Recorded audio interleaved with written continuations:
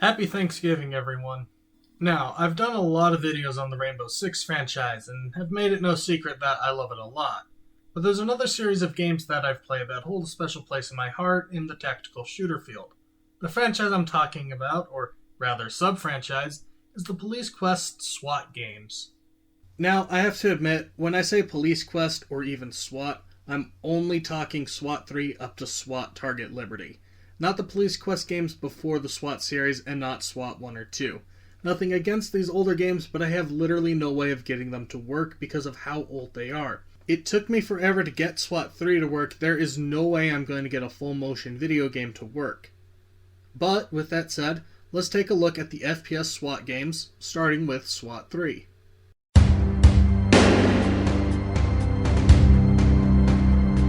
Released today in 1999, this game was released 4 months after Rainbow Six Rogue Spear was released, which is my favorite Rainbow Six game. Inversely, this is my favorite SWAT game. This game took the tactical shooting formula Rainbow Six established and expanded upon it slightly by putting an emphasis on police work. This game might actually be the best SWAT simulator on the market, and I really mean this. Ready or Not should take notes. So let's make this clear. This is a shooter first, SWAT sim second, but that's a good thing. The premise to the game is that the UN wants to get rid of nukes or something, and there's a peace conference in LA, which also brings in a bunch of bad guys. This setup is important. Yes, this game has a rules of engagement system that games like Ready or Not try to have, but in this game it's not as focused on. Remember, you're fighting terrorists and the occasional mercenary group who have killed civilians, planted bombs, and are holding hostages. Your team's response here is swift and deadly, with less of an emphasis on arresting the bad guys and more trying to stop them, even if it means killing them. That doesn't mean this is a full-blown shooter though. You will still get penalized if you execute a surrendered enemy, or do the whole police brutality thing. The difference in this game that all other SWAT clones try and fail at is the mechanics are not a focal point. It varies on mission, but for the most part, it's more or less just a straightforward shooter, with more scripted moments to have enemies surrender instead of the AI choosing, which I think was a smart choice. And that's good, because you will die a lot in this game. You cannot get hit even once sometimes, and dying, well, it's just something that happens here. Thankfully though, for a game released in 1999, the AI is really good. Not like amazing, but it's something I feel confident in watching my back. Now, I can't remember if this is in the standard version of the game or not, but with the Last Resort mod, which is basically the only way to get this game working on modern hardware, you can have a second team led by the AI, letting there be 2 teams of 5 on the field.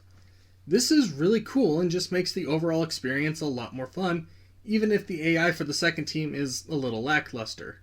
While the AI is good, it's not perfect, and this is evident when it's trying to just do its own thing. I can't comment on the multiplayer. I don't think it's even possible to get working now, but I can recommend the game. It's very cheap on Steam and GOG, but it will take some time to get working on modern hardware. But if you can get it to work, from the custom missions to the randomly generated missions, the expansive campaign, and hundreds of mods created back in 1999 and still coming out to this day, there's a reason this game won Game of the Year and is still looked back on with high praise. There's some really nice things this game does that future games didn't do because it was just a clever way to save on resources, such as having the arrested or wounded characters despawn after you report them. Later games and clones didn't do this because modern computers could handle the assets still being in the map, but this actually makes sense gameplay-wise because once they despawn, the game says they've been taken to debrief or the hospital. It actually kind of makes the incursions you go on feel bigger and grander, like there's actually things happening around you.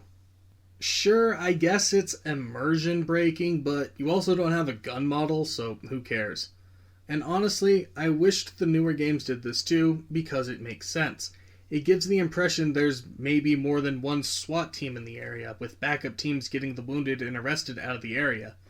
If you can get this game to work, you'll have a fantastic time.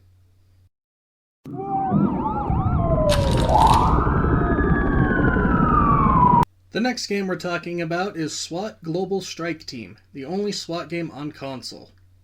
This game was doomed from the start. Released in 2003, the game came out the same day as Rainbow Six 3's console release on Xbox and only a few weeks before SOCOM 2 was released on the PS2. Two juggernaut franchises competing against a game that was from a full motion video franchise.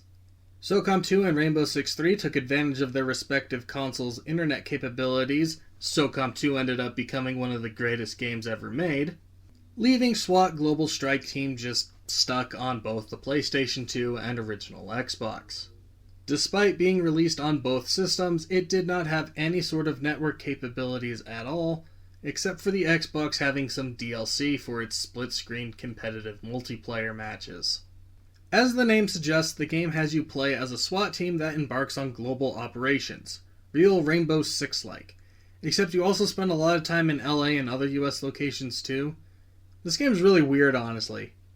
So basically you're a part of an organization called Global Strike Team, which is basically a US Interpol type thing that's fighting drug cartels, gangs, and terrorists across the US and the world. Much like in SWAT 3, there's a rules of engagement system that is more of a focal point this time around. In each mission you need to capture a certain number of suspects, but the way you do it is strangely really easy. Basically you just need to spam the comply button until this little reticle fills up and they surrender. So you just kind of strafe around the bad guys until they surrender, which, yes, is as goofy as it looks, but whatever, it's a PS2 game. The single-player campaign is apparently set in 2020, which is really weird, but kind of cool, I guess, with 21 levels, so it's a pretty lengthy game. Since this is a tactical shooter, you have a squad you can command. The squad consists of 2 members, a sniper and a demolitionist. You can issue orders to the whole team or each squad member with and without a headset. A lot of tactical shooters around this time allowed you to use a headset to issue commands to your teammates. In the case of games like SOCOM and Rainbow Six, you had to hold down a button to activate the headset, but in Global Strike Team, you can just freely speak into it.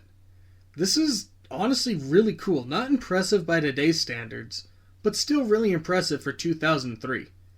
Headset commands work pretty well on the PS2, almost as good as SOCOM 2 commands. The single player is okay. It's a little repetitive and the story is whatever, but the multiplayer on the other hand is kind of special. There are 2 multiplayer modes, competitive and cooperative. In co-op, there's also a time attack competitive mode, which I've never really played. When playing co-op, you play in 10 missions that run parallel to the main campaign, which I really like this. I love when games have co-op that are its own mode, and not just main single-player missions. I mean, I like both. I love when you can play through an entire single-player campaign with a friend, but I think it's a lot more interesting when a game that has a single-player component also has a co-op component that's different from the single-player. Basically, for the co-op campaign, you're playing as a second team that completes secondary objectives to a few of the bigger missions in the single-player, making the events of the game feel bigger in scale. Sadly, most of the core gameplay is the same, just this time with no AI teammates, replaced by a friend. But if you liked the single player, or if you just need a fun co-op game to play, I think it's worth it. There's also a deathmatch mode. This isn't a huge feature to the game, but I do appreciate that it's here. It's just a 4-player split-screen mode with no AI bots, but it's decently fun if you can get some buddies to play it. And yeah, that's SWAT Global Strike Team. It's far from a must-play title, and even if it wasn't in a horrible launch window, I don't think it would have done all that well anyway. But if you have an original Xbox, a PlayStation 2, or a backwards compatible PlayStation 3, I would say to try it if you're interested in tactical shooters from this era on console, but I wouldn't lose sleep over missing out on it. It doesn't really do anything unique other than, I guess, the headset commands and it being a police game where you play as the police internationally. It's fun, but it does get repetitive when playing single player, and co-op, while it's not necessarily repetitive, it's short and you can beat it in a couple hours.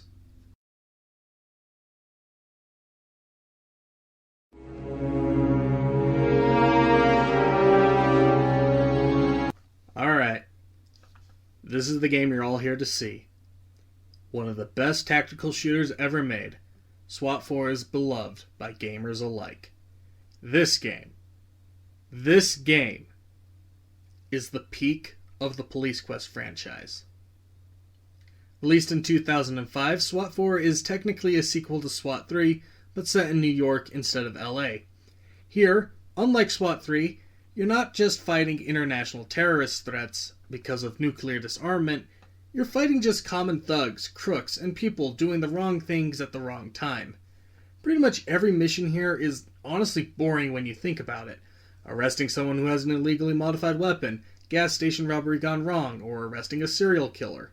All in all, there's only like 3 missions in the entire game where you actually fight against terrorist organizations, and that's only at the end of the game, and these terror groups are, for the most part, pretty tame, except for one, which we'll talk about when we get to them. So it's not the scenarios that make this game interesting, it's how the missions are conducted. Sure, the idea of arresting people owning an illegal firearm sounds boring, but actually having to play it is really exciting. Or rescuing hostages out of a library after a bank robbery gone wrong. A lot of the groups you face aren't necessarily trying to hurt innocent people, they're just caught in the wrong place at the wrong time and panic when the police arrive. The game has a bigger focus on the rules of engagement mechanic present in SWAT 3, but this time the game's fully built around it. However, unlike SWAT 3, in almost all scenarios in this game are designed to be played with this system in mind. And what I mean by this is, well, this isn't true when you play the game on the hardest difficulty.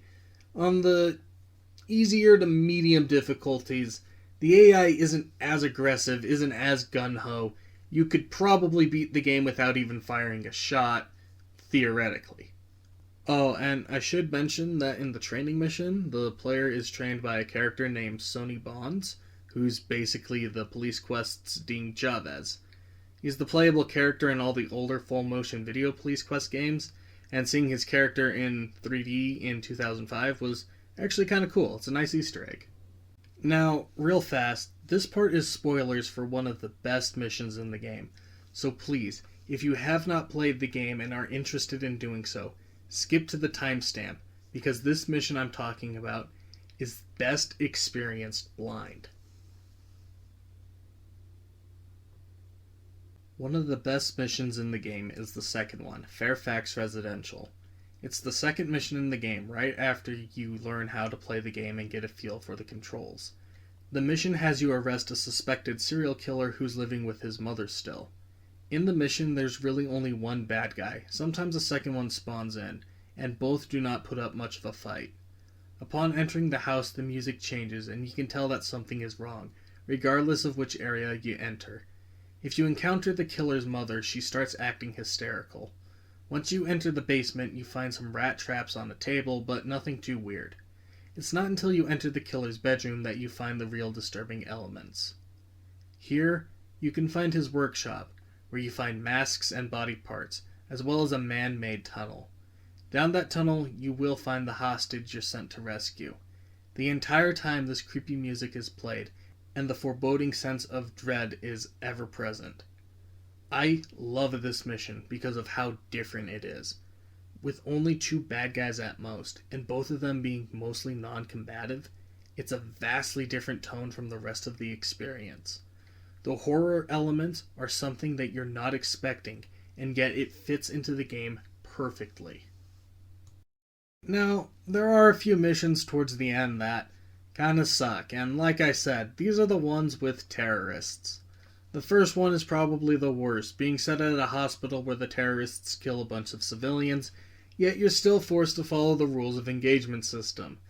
This sucks because the terrorists here just are not going to comply, but you still get in trouble for shooting them. Also, for some reason, the guy you're trying to rescue has bodyguards who will attack civilians.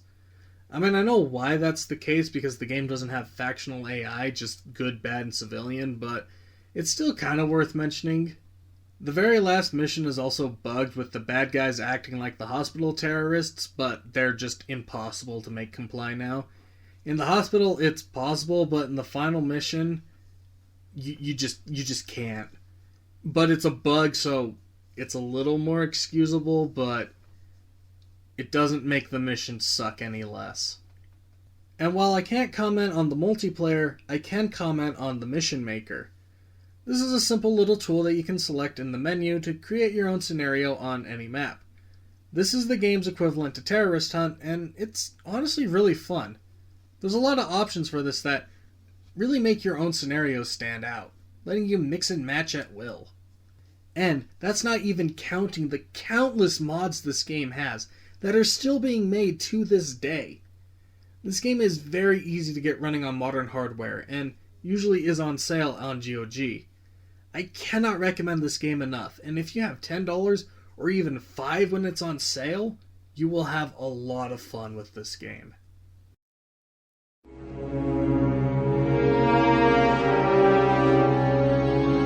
Now, I don't normally dedicate sections to expansions, but I had to make an exception here. The SWAT 4 expansion pack, which I cannot pronounce, is a really nice improvement of the game. I won't spend too much time on it, but basically this one has a short story connecting most of the missions together as NYPD battles a crime family with a few other missions thrown in for good measure. The expansion added in some new weapons and equipment you can use, there's some more quick missions to create, and the core experience is a lot better. The expansion added in a bunch of new content for the multiplayer that I haven't experienced, but I will mention. Basically, you can play the co-op with up to 9 other people here, instead of the base game only having up to 4. There's also a few more competitive modes too. The game is also slightly updated graphically, having been released in 2006, so it does look just a little better. You get this included if you buy SWAT 4 on GOG, but if you like physical copies, you'll need a copy of SWAT 4 installed too. But overall, this is a great continuation of an already great game.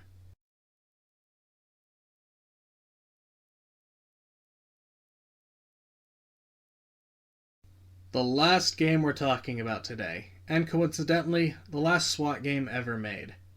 SWAT Target Liberty was released exclusively for the PSP, but can be played on a PS Vita, just not downloaded to it. This game is honestly really weird. Released in 2007, it contains a bunch of assets from SWAT 4, such as sound effects and I think even textures, but puts it in an isometric view, very similar to SWAT 2, which I can't get working on my computer, so I can't cover it. Similar to the PS2 game, you lead a 3-man squad instead of 5, with you being able to issue orders to each operative. Controls are weird, but all things considered, they're actually kind of fun working together.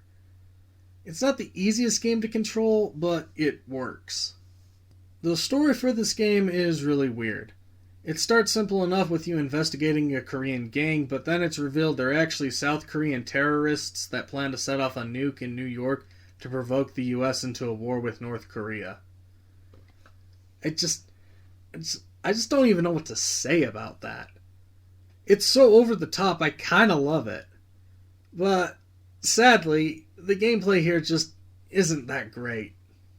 If you've ever played Killzone Liberation on the PSP, it plays and feels somewhat like that, but slower and more tactical. This is fun, but in bite sizes, or if you have nothing else to play on a long car ride or hotel room. It's not bad, but it's a lot of trial and error, mostly due to the game's somewhat bad level design. Also, having to report everything. This gets super annoying on the PSP. I know you have to do this on the PC SWAT games, but it's less of a hassle and just more of a gripe there. But here, it's genuinely one of the most annoying things in the world. There's really not a whole lot to say here. It's fine for a PSP game, technically really impressive. I mean, they pretty much put SWAT 4 on the PSP, but they just made it worse. But it works, and it's not the worst game you'll ever play. I can briefly comment on the multiplayer because I have played it, but it's also really weird. It's a weird PvPvE mode that can be played solo or with up to 3 other people. When playing with other people, it's a free-for-all type thing with AI enemies fighting all players. It's okay, there's just not a whole lot of maps or modes, but it's fun, I guess, if you have nothing else to play on the PSP. Target Liberty is the black sheep of the franchise, or at least the SWAT sub-franchise. It's the least talked about and honestly isn't a must-play title. While Global Strike Team has some worth being a PS2 game, Target Liberty was pretty much designed to just be a SWAT PSP game. Not that that's a bad thing, there was a lot of effort made into this game, but Global Strike Team could work on PC. Target Liberty doesn't work on anything but the PSP. And yeah, that's pretty much it. Recently, we had a few SWAT 4 clones come out on Steam. Police Stories, a 2D top-down shooter that takes a lot of elements from the SWAT games. I actually really like this game. I might do a playthrough of it or something. Then there's Ready or Not, which I don't really like. And currently we have another game that's being worked on called Tactical Squad, which is, in my opinion, a better game than Ready or Not. It's a shame the SWAT series ended when it did. SWAT 3 and 4 were really good, but the console entries just couldn't compete. I'd love to see a proper SWAT 5 someday, but I know that's never gonna happen. My idea for a SWAT 5 would be a nice mix of both SWAT 3 and 4. Have the more hardcore ROE mechanics of SWAT 4, but have the more dynamic elements of the ROE system like SWAT 3 has. Give us a nice blend of actual SWAT operations, like the convenience store robbery from SWAT 4, but then have the later missions kind of go the Rainbow Six route with a less strict ROE and a bigger focus on fighting like terrorists or something. Oh, and have the game set in Chicago. That would make for an awesome conclusion, I think. SWAT 3 being set in LA, SWAT 4 being set in New York, and SWAT 5 set in Chicago, having 3 of the biggest US cities in one complete trilogy. I think that would be really cool. That's about all I got. This video was a lot of fun to make. Please leave a like and a comment, subscribe if you're new, and I'll see you guys later.